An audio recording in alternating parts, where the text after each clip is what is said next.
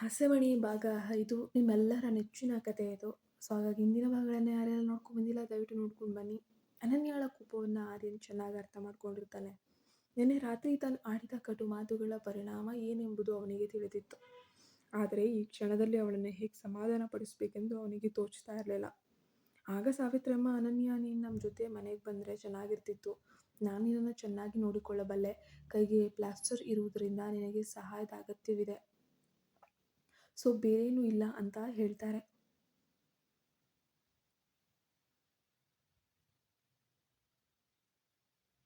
ಈ ಸಮಯದಲ್ಲಿ ಅನನ್ಯಾಳ ಮೇಲೆ ಒತ್ತಡ ಹೇರುವುದು ಸರಿಯಲ್ಲ ಅಂತ ಆರ್ಯನ್ ಮನಗಂಡಿದ್ರು. ಅವಳನ್ನು ಬಿಟ್ಟು ಕೊಡಲು ಅವನಿಗೆ ಮನಸ್ಸಿರಲಿಲ್ಲ. ಅವನು ಸೌಮ್ಯವಾದ ಧ್ವನಿಯಲ್ಲಿ ವಿಷಯವನ್ನು ಪ್ರಸ್ತಾಪ ಮಾಡೋಕ್ಕೆ ಶುರು ಮಾಡ್ತಾನೆ. ಆರ್ಯನ್: ಹೌದು, ಸತ್ಯ ಅನನ್ಯ, ಅತ್ತೆ ಹೇಳುತ್ತಿರುವುದು ಖಂಡಿತ ಸರಿಯಾಗಿದೆ. ಅಂಕಲ್, ನೀವು ಕೂಡ ನಮ್ಮ ಜೊತೆಗೆ ಬಂದು ಇರಿ. ಅಲ್ಲಿಂದಲೇ ನೀವು ಆರಾಮಾಗಿ ಆಫೀಸಿಗೂ ಹೋಗಬಹುದು. ನಾನು ಎಲ್ಲ ವ್ಯವಸ್ಥೆಯನ್ನು ಮಾಡಿಕೊಡ್ತೇನೆ. ನಿಮಗೆ ಯಾವುದೇ ತೊಂದರೆ ಆಗದಂತೆ ನಾನು ನೋಡಿಕೊಳ್ತೇನೆ. ಯಾಕಂದರೆ ಪಾಪ ನಮ್ಮ ಅತ್ತೆಯವರು ಕೂಡ ಇಲ್ಲಿ ದಿನ ಬಂದು ಹೋಗೋದು ಅವರಿಗೂ ಸ್ವಲ್ಪ ಕಷ್ಟವಾಗಬಹುದೇನೋ. ಅವರಿಗೂ ಆಯಾಸವಾಗತ್ತೆ. ನೀವು ಅಲ್ಲಿಗೆ ಬಂದುಬಿಟ್ರೆ ಎಲ್ಲನೂ ಸರಿ ಹೋಗುತ್ತೆ. ಆರ್ಯನ್ ದನಿಯಲ್ಲಿ ಒಂದು ರೀತಿಯ ವಿನಂತಿ ಇತ್ತು. ನಿನ್ನೆಯವರೆಗೂ ತನಗೆ ಬೇಡವೆನ್ನಿಸಿದ್ದ ಹುಡುಗಿಗಾಗಿ ತಾನ್ಯಾಕೆ ಇಷ್ಟೆಲ್ಲ ಮಾಡ್ತಾ ಇದ್ದೀನಿ ಎಂಬುದು ಅವನಲ್ಲೇ ಆಶ್ಚರ್ಯವನ್ನು ತಂದಿತ್ತು. ಇದು ಕೇವಲ ಅಪರಾಧಿ ಭಾವನೆಯೋ ಅಥವಾ ಅವಳ ಮೇಲೆ ಅರಿವಿಲ್ಲದೆ ಬರ್ತಾ ಇರೋ ಕಾಳಜಿಯೋ? ಆರ್ಯನ್ಗೆ ಯಾವುದೂ ಕೂಡ ಸ್ಪಷ್ಟವಾಗಿ ಇರಲಿಲ್ಲ. ಅನನ್ಯ ದುಡುವಾಗಿ ಹೇಳಿದ್ಲು: ಅನನ್ಯ, ನಾನು ನನ್ನ ತಂದೆ ಜೊತೆಗೇ ಹೋಗ್ತೇನೆ. ನಾನು ಚೇತರಿಸ್ಕೊಳ್ಳೋವರೆಗೂ ಅಲ್ಲೇ ಇರ್ತೇನೆ. ಅದು ನನಗೆ ಪರಿಚಿತವಾದ ಸ್ಥಳ. ಅಲ್ಲಿ ನನಗೆ ಅನುಕೂಲವಿರುತ್ತೆ. ಇದಲ್ಲದೆ ನಮ್ಮ ಮನೆಯ ಸುತ್ತಮುತ್ತ ನನಗೆ ಪರಿಚಯವಿರುವಂತಹ ಅನೇಕ ಹುಡುಗಿಯರು ಕೂಡ ಇದ್ದಾರೆ. ಅವರು ನನಗೆ ಬೇಕು ಅಂದರೆ ಸಹಾಯ ಮಾಡಿಕೊಡ್ತಾರೆ. ನನಗೆ ಯಾವುದೇ ರೀತಿಯ ತೊಂದರೆ ಖಂಡಿತ ಆಗೋದಿಲ್ಲ. ಅಲ್ಲಿದ್ರೇ ನನಗೆ ತುಂಬ ಒಳ್ಳೆಯದು. ಅವಳು ಇದನ್ನು ಸ್ಪಷ್ಟವಾಗಿ ಹೇಳಿದ್ಲು. ಯಾಕೋ ಗೊತ್ತಿಲ್ಲ, ಇಷ್ಟೆಲ್ಲ ಆದಮೇಲೂ, ಆತ ಅಷ್ಟು ಕಾಳಜಿ ವಹಿಸಿದ ಮೇಲೂ ಕೂಡ ಆರ್ಯನ್ ಜೊತೆ ಹಿಂತಿರುಗಲು ಅವಳಿಗೆ ಕಿಂಚಿತ್ತೂ ಇಷ್ಟವಿರಲಿಲ್ಲ. ಬಹುಶಃ ಮುಂದೆ ತಮ್ಮ ಸಂಬಂಧ ಸುಧಾರಿಸಬಹುದು ಅನ್ನೋ ಆಸೆ ಕೂಡ ಅವಳಲ್ಲಿ ಇರಲಿಲ್ಲ ಅನಿಸುತ್ತೆ. ಕನಿಷ್ಠ ಪಕ್ಷ ಈಗಲಾದರೂ ಅವರಿಂದ ದೂರವಿರಬೇಕೆಂದು ಅವಳು ಬಯಸಿದ್ಲು. ಸೋಮಶೇಖರ್ ಅವರು ಮಧ್ಯ ಪ್ರವೇಶಿಸಿ: ಅನನ್ಯ, ನೀನು ಎಲ್ಲಿರಬೇಕು ಅಂತ ಬಯಸ್ತೀಯೋ ಅಲ್ಲೇ ಇರು ಮಗಳೇ.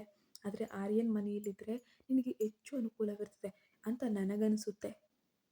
ಸಾವಿತ್ರಮ್ಮ ಕೂಡ ನಿನಗೆ ಸಹಾಯ ಮಾಡ್ಬೋದು. ನಾನು ಪ್ರತಿದಿನ ನಿನ್ನನ್ನು ಬಂದು ನೋಡ್ತೇನೆ ಅಂತ ಹೇಳ್ತಾರೆ. ಮಗಳ ಮನಸ್ಸಿನಲ್ಲಿ ಏನೋ ನಡೀತಿದೆ ಎಂಬ ಸುಳಿವು ಅವರಿಗೂ ಸಿಕ್ಕಿತ್ತು ಅನಿಸುತ್ತೆ. ಅವಳು ಹೊಸದಾಗಿ ಮದುವೆಯಾದವಳು. ಅಳಿಯನಿಗೆ ಬಹುಶಃ ಹೆಚ್ಚು ತೊಂದರೆ ಕೊಡಬಾರ್ದೆಂದು ಹೀಗೆ ಹಠ ಮಾಡ್ತಿದ್ದಾಳೆ ಅಂತ ಹೇಳಿ ಅವರು ಕೂಡ ಭಾವಿಸಿದ್ರು ಅಂತ ಅನಿಸುತ್ತೆ. ಈಗ ನನ್ನ ಜೊತೆ ಇರಲಿ, ಆಮೇಲೆ ಚೇತರಿಸ್ಕೊಂಡ್ಮೇಲೆ ಕಳಿಸ್ಕೊಡ್ತೀನಿ ಅಳಿಯಂದ್ರೆ ಅಂತ ವಿಷಯವನ್ನು ಅಲ್ಲಿಗೆ ನಿಲ್ಲಿಸಿದ್ರು. ಅನನ್ಯ ಮೂಲತಃ ರಹಸ್ಯ ಸ್ವಭಾವದವಳು. ಯಾರೊಂದಿಗೂ ಅಷ್ಟು ಸುಲಭವಾಗಿ ಬೆರೆಯುವವಳಲ್ಲ ಎಂಬುದು ಅವರಿಗೆ ತಿಳಿದಿತ್ತು. ಆದ್ದರಿಂದ ಅವರು ಮಗಳನ್ನು ಹೆಚ್ಚು ಒತ್ತಾಯಿಸಕ್ಕೆ ಹೋಗಲಿಲ್ಲ. ಆರ್ಯನ್ ಏನು ಹೇಳಬೇಕೆಂದು ತಿಳಿಯದೆ ಮೌನವಾಗಿ ನಿಂತಿದ್ದ. ನಿನ್ನೆ ರಾತ್ರಿಯ ಘಟನೆಯಿಂದ ಅವನು ಈಗಾಗಲೇ ನೊಂದು ಬಿಟ್ಟಿದ್ದಾನೆ. ಈ ಅನಾರೋಗ್ಯದ ಸ್ಥಿತಿಯಲ್ಲಿ ಅವಳನ್ನು ಅಸಮಾಧಾನಗೊಳಿಸಲು ಅವನು ಇಷ್ಟಪಡಲಿಲ್ಲ. ಆರ್ಯನ್: ಸರಿ ಅಂಕಲ್, ಹಾಗೆಯೇ ಆಗಲಿ. ಅದರಲ್ಲೇನೂ ತೊಂದರೆ ಏನಿಲ್ಲ. ಸಾವಿತ್ರಮ್ಮ: ಹೌದಣ್ಣ, ಏನು ಮಾಡೋಕ್ಕಾಗಲ್ಲ. ನೀವು ಚಿಂತಿಸಬೇಡಿ. ನೀವು ಕೆಲಸಕ್ಕೆ ಹೋದಾಗ ನಾನು ಹೋಗಿ ಅವಳ ಜೊತೆ ಖಂಡಿತ ಇರ್ತೇನೆ. ನನಗೂ ಏನು ಮನೆಯಲ್ಲಿ ಅಂತಹದ್ದೇನಿಲ್ಲ. ಕೆಲಸ ಏನಿಲ್ಲ, ನಾನು ಅವಳನ್ನು ನೋಡ್ಕೊಳ್ತೇನೆ, ಅದೇ ನನ್ನ ಕೆಲಸ. ಎಲ್ಲರೂ ಸಾವಿತ್ರಮ್ಮನವರ ಮಾತುಗಳಿಂದ ಸ್ವಲ್ಪ ನಿರಾಳರಾದರು. ಆರ್ಯನ್ ಔಷಧಿಗಳನ್ನು ತರಲು ಹೊರಗೆ ಹೋಗ್ತಾನೆ. ಕೆಲವು ಗಂಟೆಗಳ ನಂತರ ಅನನ್ಯ ಆಸ್ಪತ್ರೆಯಿಂದ ಡಿಸ್ಚಾರ್ಜ್ ಆಗ್ತಾಳೆ. ಅವರೆಲ್ಲರೂ ಸೋಮಶೇಖರ್ ಅವರ ಕಾರ್ನಲ್ಲಿ ಮನೆಗೆ ಮರಳಿದ್ರು. ಆರ್ಯನ್ ಕೂಡ ಅವರ ಹಿಂದೆಯೇ ಹೋಗ್ತಾನೆ. ವೈದ್ಯರು 7 ದಿನಗಳ ವಿಶ್ರಾಂತಿಯನ್ನು ಸೂಚಿಸಿದ್ದಾರೆ. ಅದಾದ ನಂತರ ನೀನು ಕಾಲೇಜಿಗೆ ಹೋಗಬಹುದು. ಅಂಕಲ್ ಔಷಧಿಗಳನ್ನು ಸರಿಯಾದ ಸಮಯಕ್ಕೆ ಅವಳಿಗೆ ನೀಡಿ ಅಂತ ಹೇಳಿ ಆರ್ಯನ್ ಎಲ್ಲವನ್ನ ವಿವರಿಸಿರ್ತಾನೆ. ಈಗ ಅವನು ಹೊರಡಬೇಕಾಗಿತ್ತು. ಮನೆಯಲ್ಲಿ ಸಾವಿತ್ರಮ್ಮ ಅನನ್ಯಾಳಿಗೆ ಬಟ್ಟೆ ಬದಲಿಸಲು ಸಹಾಯ ಮಾಡಿದರು. ಕೈಗೆ ಪ್ಲಾಸ್ಟರ್ ಮತ್ತು ಇರೋದರಿಂದ ಅವಳಿಗೆ ಸಣ್ಣ ಕೆಲಸಕ್ಕೂ ಕೂಡ ತುಂಬ ಭಯಂಕರ ಕಷ್ಟ ಆಗ್ತಾಯಿತ್ತು. ಒಬ್ಬರು ಇಲ್ಲ ಅಂದರೆ ಅವಳು ಏನೂ ಅಲ್ಲ ಅನ್ನೋ ಥರ ಆಗಿಬಿಟ್ಟಿದ್ಲು. ಸಾವಿತ್ರಮ್ಮ: ನಿನಗೆ ಮನೆಯಿಂದ ಏನು ಬೇಕೋ ಹೇಳು ಮಗಳೇ. ನಾಳೆ ನಾನು ಬರುವಾಗ ಎಲ್ಲವನ್ನ ತರ್ತೇನೆ. ರಾತ್ರಿಯ ಔಷಧ ತೆಗೆದುಕೊಳ್ಳುವುದು ಮರೆಯಬೇಡ. ಅರ್ಥವಾಯಿತೆ? ಅನನ್ಯ ಮೌನವಾಗಿ ತಲೆ ಅಲ್ಲಾಡಿಸಿದ್ಲು. ಅವಳ ಮನಸ್ಸಿನಲ್ಲಿ ಏನೋ ಗೊಂದಲವಿರುವುದು ಸಾವಿತ್ರಮ್ಮನವರಿಗೆ ಅರ್ಥವಾಯಿತು. ಅವರು ಅವಳ ಹಾಸಿಗೆಯ ಬಳಿ ಬಂದು ಕುಳಿತು, ಏನಾಯಿತು ಅನನ್ಯ ಎಂದು ಅವಳ ಕೂದಲನ್ನು ಸವರಿದ್ರು. ಅನನ್ಯಾಳಿಗೆ ಇನ್ನು ತಡೆದುಕೊಳ್ಳಲು ಸಾಧ್ಯವೇ ಆಗಲಿಲ್ಲ. ಅವಳು ಬಿಕ್ಕಿ ಬಿಕ್ಕಿ ಅಳಲು ಆರಂಭಿಸಿದ್ಲು. ಅನನ್ಯ, ಅತ್ತೆ ಅವರಿಗೆ ನಾನು ಇಷ್ಟವೇ ಇಲ್ಲ. ನಿನ್ನೆ ರಾತ್ರಿ ನಾನು ಅವರಿಗೆ ಊಟ ಮಾಡಲು ಹೇಳಿದ್ದಕ್ಕೆ ಅವರು ತುಂಬ ಕಟುವಾಗಿ ಮಾತನಾಡಿದರು. ಅವರಿಗೇನಾದರೂ ನನ್ನ ಮೇಲೆ ದ್ವೇಷ ಏನಾದರೂ ಇದೆಯಾ? ಬಹುಶಃ ನನಗಾಗನ್ನಿಸ್ತಾ ಇದೆ.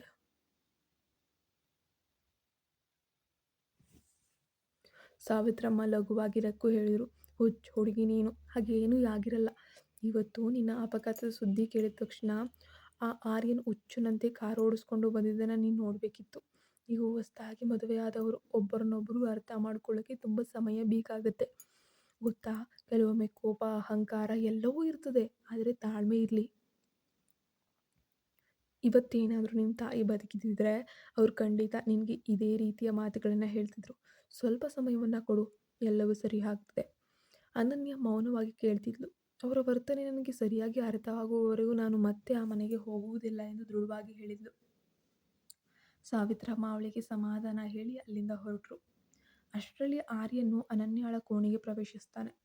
ಅವನು ಇಷ್ಟು ಹೊತ್ತು ಹೊರಗೆ ನಿಂತು ಎಲ್ಲವನ್ನ ಕೇಳಿಸ್ಕೊಳ್ತಿದ್ದನು. ಹೊರಡುವ ಮುನ್ನ ಅವಳೊಂದಿಗೆ ಮಾತನಾಡಲೇಬೇಕಂತ ಹೇಳ್ಬಿಟ್ಟು ಒಳಗಡೆ ಬಂದಿರ್ತಾನೆ. ಆರ್ಯನ್ ಮೆಲ್ಲನೆ ಅವಳ ಹತ್ತಿರ ಬಂದು ಕುಳಿತುಕೊಳ್ತಾನೆ. ಅವಳ ಪ್ಲಾಸ್ಟರ್ ಹಾಕಿದ ಕೈಯನ್ನು ನೋಡಿ ಅವನ ಕಣ್ಣುಗಳಲ್ಲಿ ಯಾಕೋ ನೀರು ಮಿಂಚಿತ್ತು. ಏಕೆಂದರೆ ಆಕೆಗೆ ತುಂಬ ಕಷ್ಟ ಆಗ್ತಾ ಇರತ್ತೆ. ಅನನ್ಯ, ನಿನ್ನನ್ನು ಈ ಸ್ಥಿತಿಯಲ್ಲಿ ನೋಡೋಕೆ ನನಗೆ ಖಂಡಿತ ಸಾಧ್ಯವೇ ಆಗ್ತಾ ಇಲ್ಲ. ಪ್ಲೀಸ್ ನನ್ನ ಮೇಲೆ ಕೋಪ ಮಾಡ್ಕೊಳ್ಬೇಡ ಎನ್ನುತ್ತಾ ಅವಳ ಆರೋಗ್ಯವಂತ ಕೈಯನ್ನು ತನ್ನ ಕೈಯಲ್ಲಿ ಹಿಡಿದುಕೊಳ್ತಾನೆ. ಅವನ ಸ್ಪರ್ಶದಿಂದ ಅನನ್ಯಾಳ ಮೈಯಲ್ಲಿ ಮಿಂಚು ಸಂಚರಿಸಿದಂತಾಗುತ್ತೆ. ಇಬ್ಬರ ಕಣ್ಣುಗಳು ಸಂಧಿಸ್ತವೆ. ಆರ್ಯನ ಕಣ್ಣುಗಳಲ್ಲಿ ನಿಜವಾದ ಪಶ್ಚಾತ್ತಾಪ ಮತ್ತು ಕಾಳಜಿ ಇರುತ್ತೆ. ಆದರೆ ಅನನ್ಯ ತಕ್ಷಣ ತನ್ನ ಕೈಯನ್ನು ಹಿಂತೆಗೆದುಕೊಂಡ್ಳು. ನೀವು ನನ್ನ ಬಗ್ಗೆ ಯೋಚಿಸಕ್ಕೆ ಹೋಗಬೇಡಿ. ನಿಮ್ಮ ಕೆಲಸದಲ್ಲಿ ನೀವು ಬ್ಯುಸಿಯಾಗಿರಿ. ನನಗೆ ಏನೂ ಬೇಕಾಗಿಲ್ಲ. ಅತ್ತೆಯವರು ಬರ್ತಾರೆ. ಮೀನ್ಸ್ ಅವ್ರು ನನ್ನ ಕೇರ್ ತುಂಬ ಚೆನ್ನಾಗಿ ನೋಡ್ಕೊಳ್ತಿದ್ದಾರೆ. ನೀವು ಒಮ್ಮೆ ನಮ್ಮ ತಂದೆ ಕರೆ ಮಾಡಿ ವಿಷಯ ತಿಳಿಸಿ. ಇಲ್ಲದಿದ್ದರೆ ಅವರು ಬೇರೆ ಏನಾದರೂ ಯೋಚಿಸಬಹುದೇನೋ ಅಂತ ಅಂದ್ಲು. ಆರ್ಯನ್, ಅನನ್ಯ ದಯವಿಟ್ಟು ಕ್ಷಮಿಸು. ನೆನ್ನೆ ರಾತ್ರಿ ನಾನು ನಿನಗೆ ಹಾಗೆ ಹೇಳ್ಬಾರ್ದಿತ್ತು. ನೀನು ನನ್ನ ಮೇಲೆ ಕೋಪಗೊಂಡಿದ್ದೀಯಾ ಅಂತ ನನಗೆ ಅರ್ಥವಾಗ್ತಿದೆ. ಇಲ್ಲ, ನನಗೇನು ಕೋಪ ಇಲ್ಲ. ಆದರೆ ನಮ್ಮ ಸಂಬಂಧದ ನನಗೆ ಅರ್ಥವಾಗ್ತಿದೆ. ಮೂಲಭೂತ ಗೌರವವಿಲ್ಲದ ಕಡೆ ಪ್ರೀತಿಯನ್ನು ನಿರೀಕ್ಷಿಸೋದು ತಪ್ಪು. ನಾನು ಸದ್ಯಕ್ಕೆ ಇಲ್ಲೇ ಇರ್ತೇನೆ. ಈ ಸಂಬಂಧವು ನಿಮಗೆ ಹೊರೆಯಾಗದಿದ್ದರೆ ನನಗೆ ಮುಚ್ಚು ಮರೆ ಇಲ್ಲದೆ ತಿಳಿಸಿ. ನಾನು ಖಂಡಿತ ಯಾರಿಗೂ ತೊಂದರೆ ಕೊಡದೆ ಸದ್ದಿಲ್ಲದೆ ಹೊರಟು ಹೋಗ್ತೇನೆ. ಆರ್ಯನ್ ಮಾತ್ರ ಆ ಕ್ಷಣದಲ್ಲೂ ಅಪಘಾತದಿಂದ ಅಲ್ಲೇ ಕಲ್ಲು ಶಿಲೆಯಂತೆ ನಿಂತಿದ್ದನು. ಅನನ್ಯ ಬಾಗಿಲು ಮುಚ್ಚಿದ್ಲು. ಅವಳು ಬಾಗಿಲಿಗೆ ಬೆನ್ನು ಮಾಡಿ ನೆಲದ ಮೇಲೆ ಕುಳಿತು ಅಳುತ್ತಿದ್ದರೆ ಆರ್ಯನ್ ಬಾಗಿಲಿನ ಹೊರಗೆ ನಿಂತು ಮರುಗ್ತಾ ಇದ್ದನು. ಮನೆಗೆ ಹಿಂತಿರುಗಿದ ಆರ್ಯನ್ ಸಾವಿತ್ರಮ್ಮನಿಗೆ ಹೇಳಿದನು, ಅತ್ತೆ, ಇಂದು ನೀವು ಅಡಿಗೆ ಮಾಡಬೇಡಿ. ಎಲ್ಲರಿಗೂ ಊಟ ಆರ್ಡರ್ ಮಾಡೋಣ. ಆದರೆ ನಿನ್ನೆ ರಾತ್ರಿ ಅನನ್ಯ ತನಗಾಗಿ ಎಷ್ಟು ಪ್ರೀತಿಯಿಂದ ಅಡುಗೆ ಮಾಡಿದ್ಲು ಎಂಬುದು ಅವನಿಗೆ ನೆನಪಾಯಿತು.